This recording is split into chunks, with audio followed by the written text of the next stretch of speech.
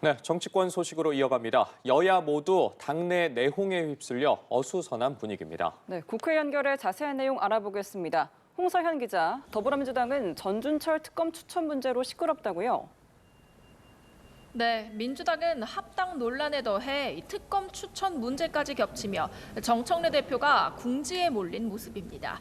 과거 김성태 전 쌍방울 회장의 변호를 맡았던 전준철 변호사를 특검에 추천한 걸 두고 이재명 대통령이 불쾌해했다는 게 알려지면서인데요. 합당 문제를 놓고 정 대표와 각을 세우고 있는 비당권파는 이번 특검 추천을 고리로 거듭 반기를 들고 나섰습니다. 이현주 수석 최고위원은 오전 공개회의에서 제2의 체포동의안 가결 시도와 다름없다는 게 당원들의 시각이라고 강도 높게 비판했고, 황명선 최고위원 역시 변명으로 덮을 일이 아니라며 당내 인사검증 시스템의 재점검을 촉구했습니다. 이에 정청래 대표는 모든 일의 최종 책임은 당대표에 있다며 고개를 숙였는데요. 발언 듣고 오시겠습니다. 오늘 다시 한번 대통령께 누를 끼쳐드린 점에 대해서 대단히 죄송하다라고 다시 한번 사과의 말씀드립니다. 특검 추천에 관여했던 이성윤 최고위원도 좀 더 세밀하게 살피지 못해 유감이라고 밝혔습니다. 민주당과 혁신당의 합당 논란도 좀처럼 가라앉지 못하고 있습니다. 조국혁신당 조국 대표는 과거 이 대통령이 내부 공격이 가장 큰 리스크라고 적었던 글을 SNS에 공유하며 진영 전체보다 계파 이익을 앞세우며 권력 투쟁을 벌이지 말라고 민주당 내 갈등을 비판했습니다. 조 대표가 오는 13일까지 민주당의 공식 입장을 요구한 가운데 내일 의원총회를 계기로 합당 내홍이 매듭지어질 수 있을지 주목됩니다. 일각에선 지방선거 이후 합당 논의 등 출구 전략 마련 가능성이 거론되는 만큼 결국 내일이 합당 문제의 분수령이 될 거란 전망이 나옵니다. 네, 한편 국민의힘에서도 당권파와 친한계의 갈등이 계속되고 있다고요. 네, 한동훈 전 대표에 이어 친한계 김종혁 전 최고위원의 제명이 오늘 확정됐습니다. 앞서 당 지도부와 당원을 모독했다는 이유로 탈당 권유 처분을 받았는데 탈당 신고서를 제출하지 않으면서 결국 제명 처리된 겁니다.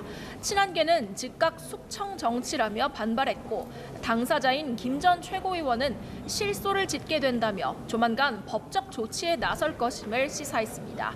국민의힘 지도부는 거듭 지방선거 국면 전환을 시도하고 있지만 징계를 둘러싼 당권파와 친한계의 징계 전쟁은 심화되고 있습니다.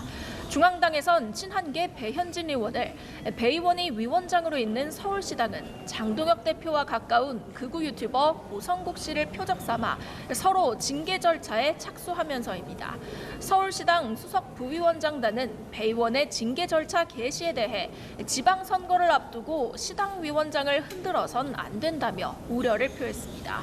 일각에선 한 전 대표의 제명 이후 윤리위가 당내 정적을 제거하는 수단으로 변질됐다는 지적이 나옵니다. 한편 국민의힘은 전준철 변호사의 특검 추천을 고리로 2차 종합특검의 즉각 중단을 촉구하고 나섰습니다. 송원석 원내대표는 여당 대표가 대통령 경로설에 꼬리를 내리고 사과한다며 국민의 분노는 두렵지 않고 대통령의 경로만 두렵냐고 비판했습니다. 발언 들어보시겠습니다. 이재명 대통령 말 잘 듣고 이재명 대통령과 더불어민주당 잘못을 덮어줄 사람은 특검이 되고 공직자가 될 수 있는 모양입니다. 이게 나라입니까? 네, 국회에선 곧 대정부 질문이 열리죠. 맞습니다. 대정부 질문은 오늘부터 사흘간 이어지는데요. 첫날인 오늘은 정치와 외교, 통일, 안보 분야를 주제로 여야가 기싸움에 나섭니다. 민주당은 이재명 정부의 국정 운영 성과를 강조하는 한편 다가오는 설 명절 밥상에 올릴 의제 선점에 나설 걸로 보이고요. 반면 국민의힘은 정부의 실정을 부각하며 특히 미국의 관세 재인상 압박과 3대 특검 관련 공세에 주력할 전망입니다. 한편 오늘 본회의에서는 혁신당 서왕진 원내대표가 비교섭 단체 대표 연설에 나서고 대미투자 특별법 처리를 위한 특위 구성 결의안도 여야 합의 처리될 예정입니다. 지금까지 국회에서 전해드렸습니다.